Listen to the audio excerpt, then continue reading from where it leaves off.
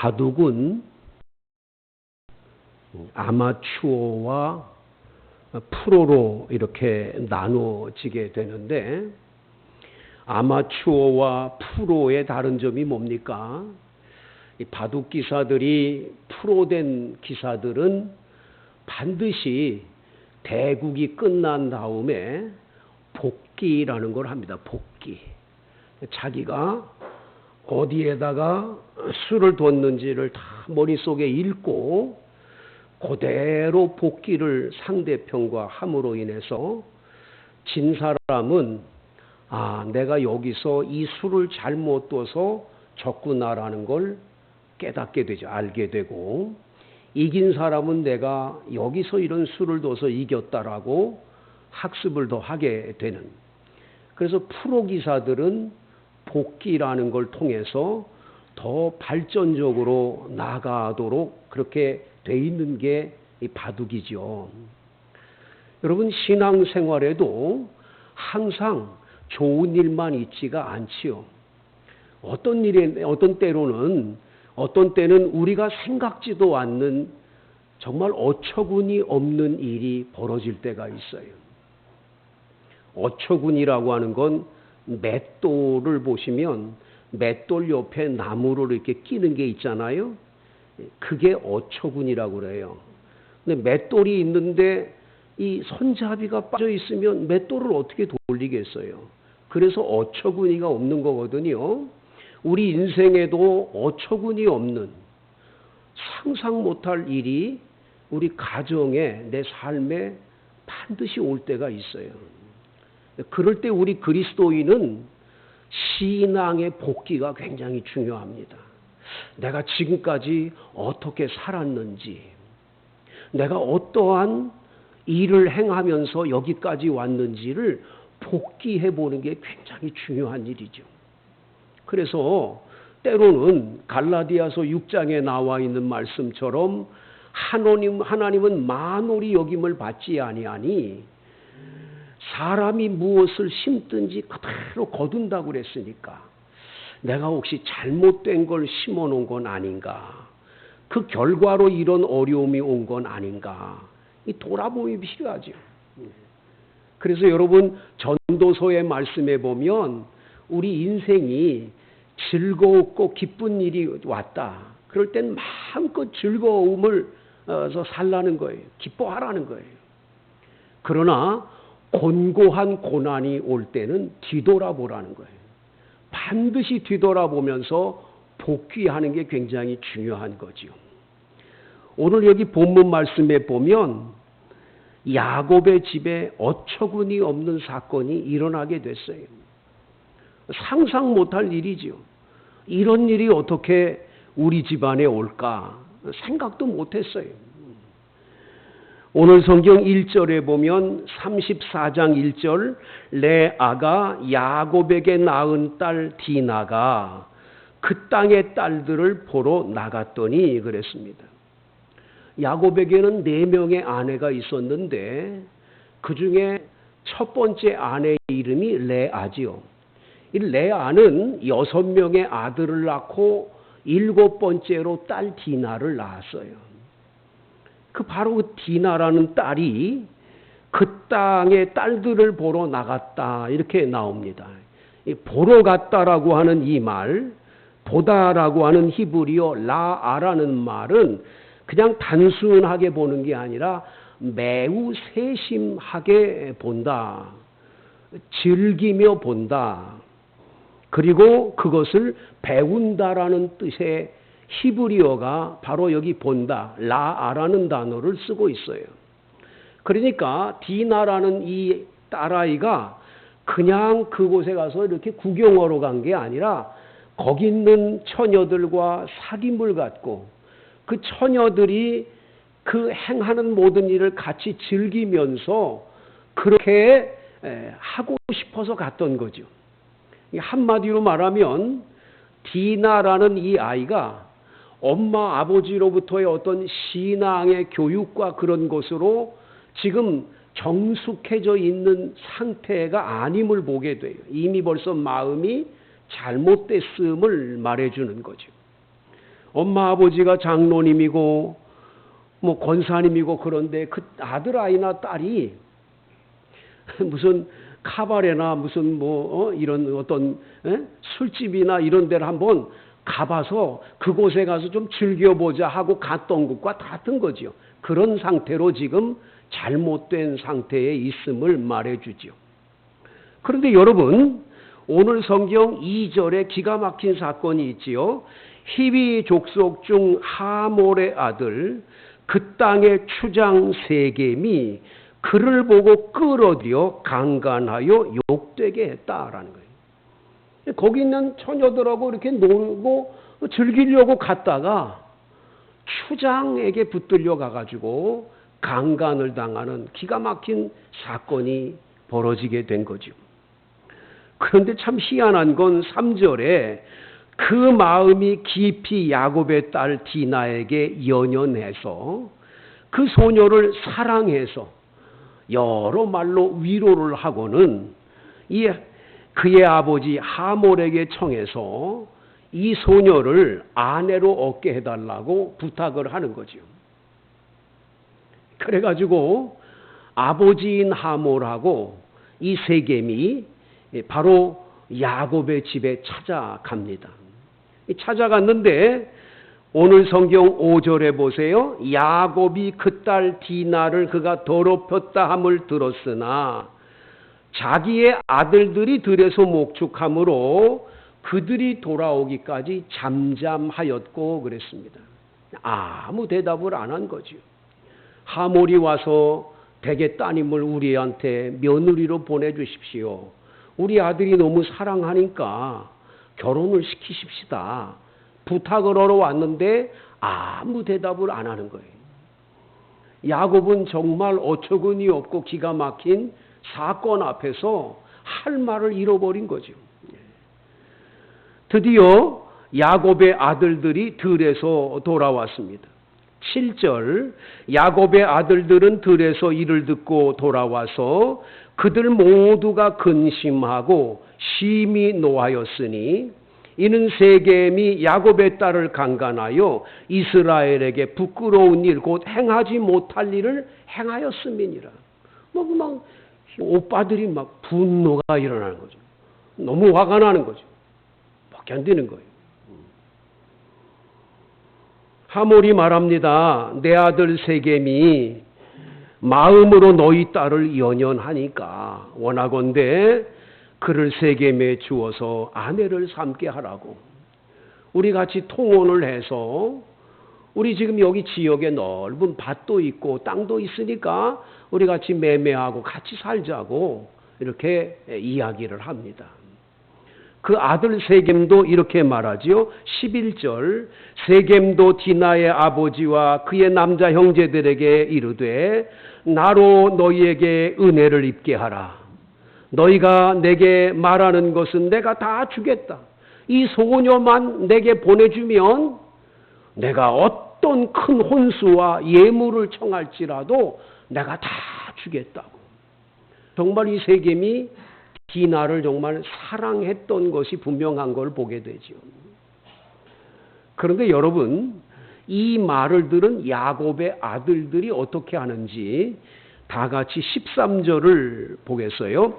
야곱의 아들들이 세겜과 그의 아버지 하몰에게 속여 대답하였으니 이는 세겜이 그 누이 디나를 더럽혔습니다. 속입니다. 속이는 말로 말을 하는 거죠. 속에는 칼을 갈고 있는 거예요. 내가 가만 안 두겠다. 그러면서 속여서 말하는 거예요. 뭐라고 말하는지 14절을 같이 읽어봅니다. 야곱의 아들들이 그들에게 말하되 우리는 그러하지 못하겠노라. 할례 받지 아니한 사람에게 우리 누이를 줄 수 없노니 이는 우리의 수치가 됨이니라. 우린 다 할례 받은 남자들. 우리 이스라엘 사람들은 바로 이 야곱의 아들들은 아브라함 때부터 우리는 태어나면 8일 만에 다 할례라는 걸 받는다. 우리나라 말로 말하면 요즘에 포경수술이죠. 포경수술. 그 포경 수술을 다 받았다는 거예요. 너희들도 똑같이 우리와 똑같이 할례를 받으면 그러면 우리 딸을 줄 수 있겠다. 하지만 만약에 너희들이 할례를 받지 않으면 절대로 너희하고는 통혼하지 않겠다. 우리 디나 데리고 가겠다. 이렇게 이야기를 하는 거죠.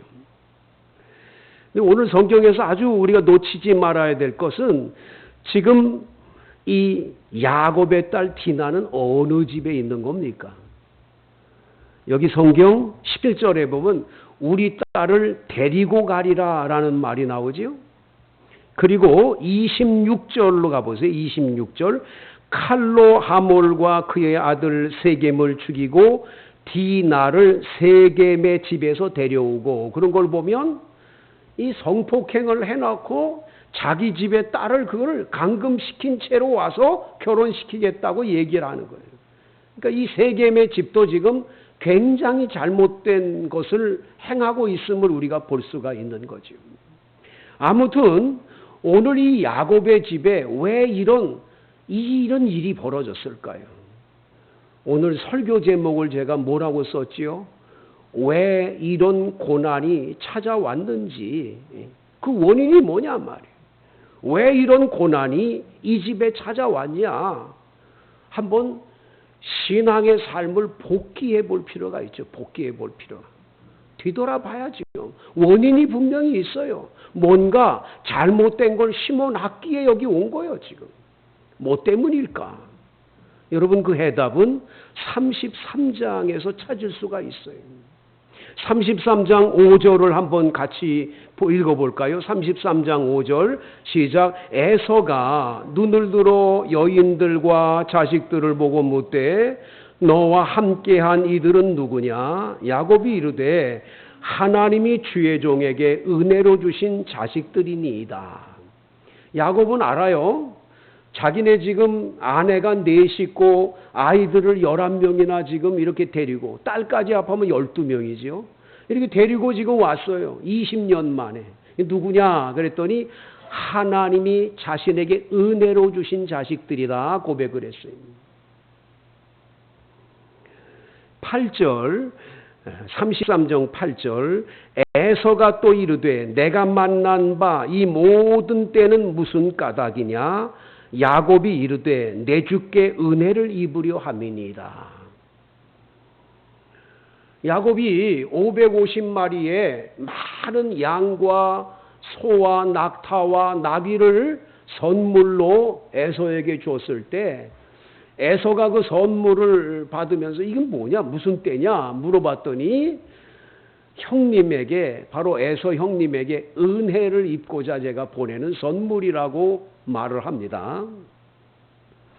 10절 야곱이 이르되 그렇지 아니하니이다. 내가 형님의 눈앞에서 은혜를 입어 싸우면 청하건대 내 손에서 이 예물을 받으소서. 내가 형님의 얼굴을 배운즉 하나님의 얼굴을 본 것 같사오며 형님도 나를 기뻐하시니이다.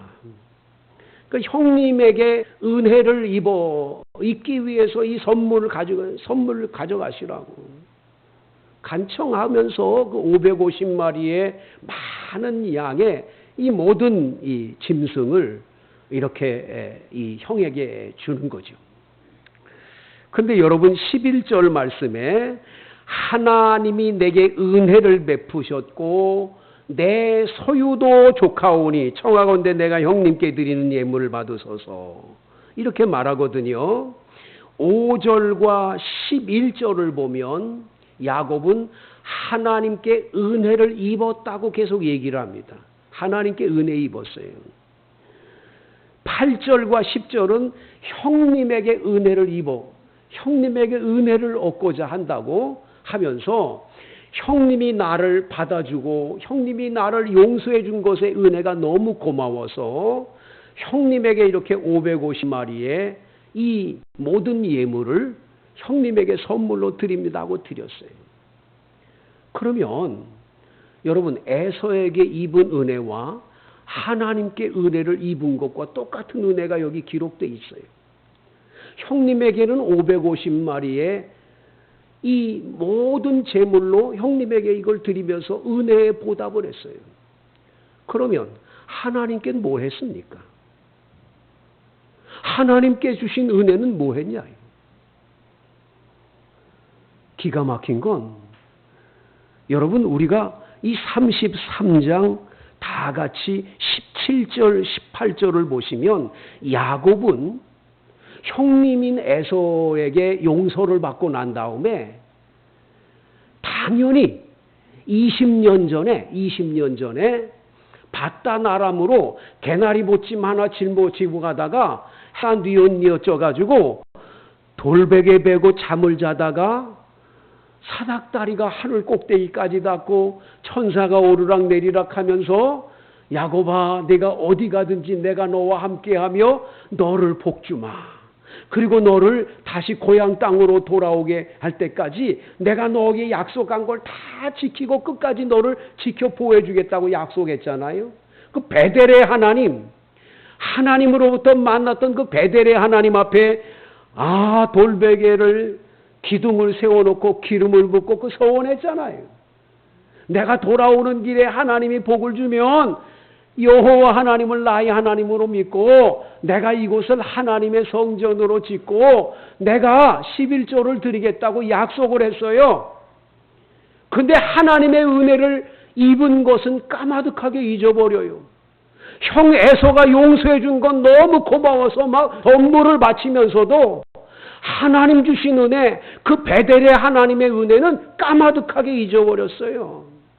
그래서 그는 베델로 가지 않고 숫곳이라는 곳에 가서 막들을 지어놓고 그러다가 세겜에 있는 그 하몰의 추장이 있는 그곳에 성읍 앞에다가 장막을 치고 거기서 지내다가 하나님의 은혜를 까마득하게 잊은 그 결과로 결국은 야곱은 지금 큰 어려운 고난을 겪게 되는 걸 보는 거죠.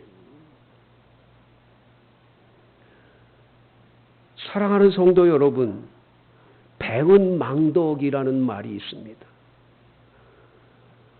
우리 자녀들 가운데 부모님이 그렇게 밤잠 못 자가며 늦은 시간에 또 새벽 일찍이 별을 보면서 나가서 그렇게 애를 써가지고 이 자녀들을 길러내고 공부를 시키고 이렇게 키워냈는데 이 자녀가 부모의 은혜를 몰라보는 거예요. 우습게 여기는 거예요. 아버지 엄마가 해준 게 뭐가 있냐고. 그래서 뭐라 그러면 그냥 큰 소리나 치고 엄마 아버지를 무시하고 함부로 하는 그런 행위가 배은 망덕이죠. 배은 망덕. 아버지가 뭘 해줬냐고. 엄마가 뭘 해줬냐고. 심지어 부모님이 준 그것을 가지고도 고마워할 줄 모르고 왜 누군 더 주고 나는 적게 줬냐고 재산 싸움이 나는 그런 자녀들을 보면 이건 뭐 완전 배은망덕한 일이에요. 배은망덕.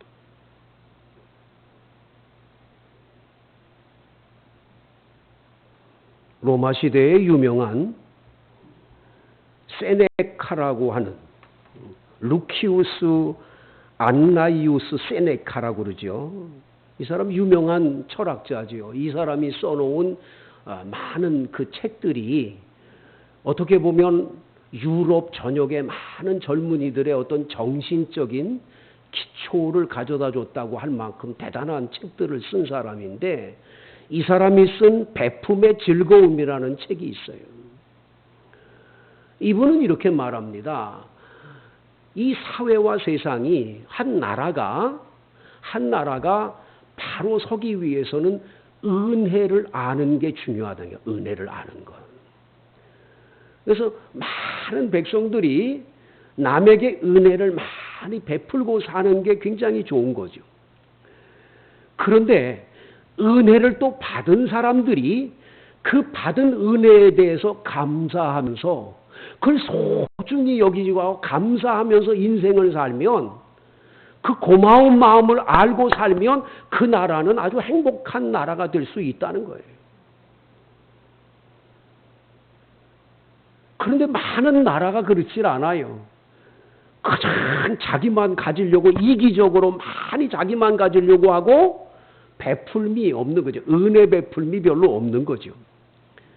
뿐만 아니라 누군가에게 도움을 받았으면 당연히 받은 은혜가 있으니까 고마워할 줄 알아야 되는데 없다는 거예요. 그래서 이 베풀매 즐거움이라는 이 사람의 책 속에 보면 왜 사람들이 그 은혜를 받고도 고마워할 줄 모르냐? 세 가지 때문이라는 거예요.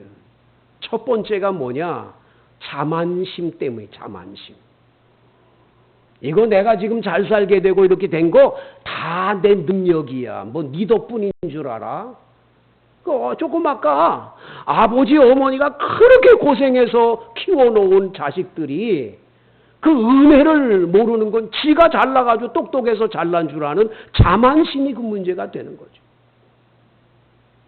여러분, 우리가 예수님 앞에서 항상 우리들이 조심해야 될 게 내 자만심이에요.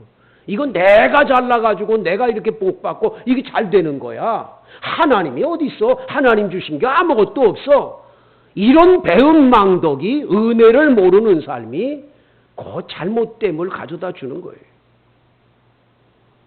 성도 여러분, 하나님의 은혜를 꼭 기억하십시오. 이게 다 하나님 은혜입니다. 하나님 덕분입니다. 그래야지 내가 얼마나 고생했는 줄 알아? 얼마나 했었는 줄 알아? 그거 다 잘못된 거예요. 두 번째, 이 세네카가 말하는 건 뭐냐? 탐욕 때문이야. 탐욕. 욕심 때문이에요. 이 사람의 이 글 속에 이래요. 호민관이 된 사람이 호민관에 감사해야 되는데 호민관이 되고 난 다음에 내가 왜 집정관이 못 됐을까? 높은 걸 바라보는 거예요. 집정관이 되고 나니까 이제는 더 높은 곳에 올라가서 치안관이 되고 싶은 거예요. 자꾸 높은 데를 보는 거예요. 더 높은 곳, 더 높은 곳. 지금 있는 거는 이 별거 아니야. 자꾸 탐욕을 가지고 욕심을 부리니까 결국이 어떻게 되냐. 지금에 있는 상황이 감사거리가 없는 거예요.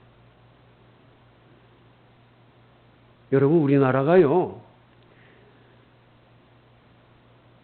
해방 이후에 8.15 해방 이후에 우리나라가 지금 2024년 지금 여기 왔는데 이게 겨우 한 80년 됐잖아요, 지금. 이 80년 어간에 대한민국이 얼마나 잘 살게 되는 줄 아세요? 500배 잘 살아요, 500배. 그러니까 해방 이후에 그 비참했던 삶 속에서 6.25 전쟁 치르고 왔던 그 어려움 속에서 지금 500배나 잘 살아. 그러면 됐잖아요. 이게 더 높아지려고 하고 더 잘 살아야 된다고 하고 그러면서 이게 불평하는 거예요.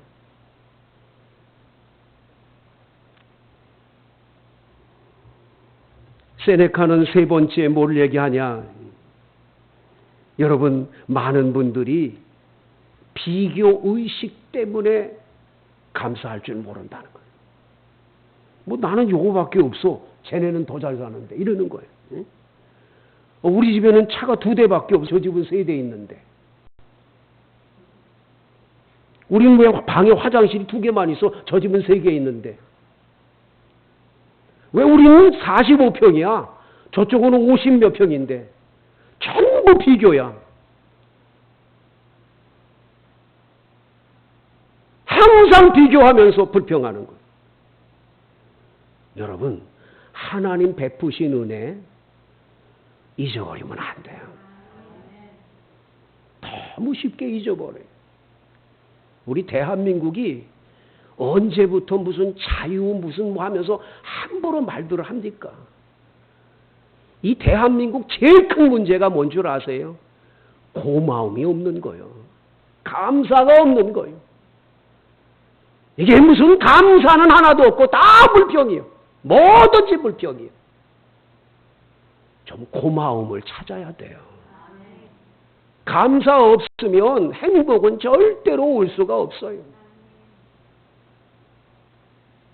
행복은 감사의 문으로 들어오고 불평의 문으로 나가거든요. 불평해 보세요. 행복 다 날아가버린 거예요. 고마울 줄 알아야 되는데 인간 암흑의 에서가 자기를 용서해 준 건 너무너무 크고 하나님이 주신 복은 생각을 안 해. 별거야. 아무것도 아닌 거예요. 이게 야곱이 결국은 딸아이를 이렇게 비참한 자리에 이끄는 그런 길이었음을 보여주는 거예요.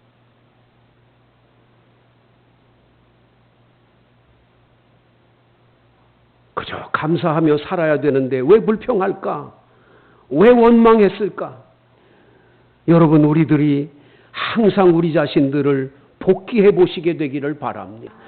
여러분, 제가 제일로 가슴 아픈 게 뭔 줄 아세요?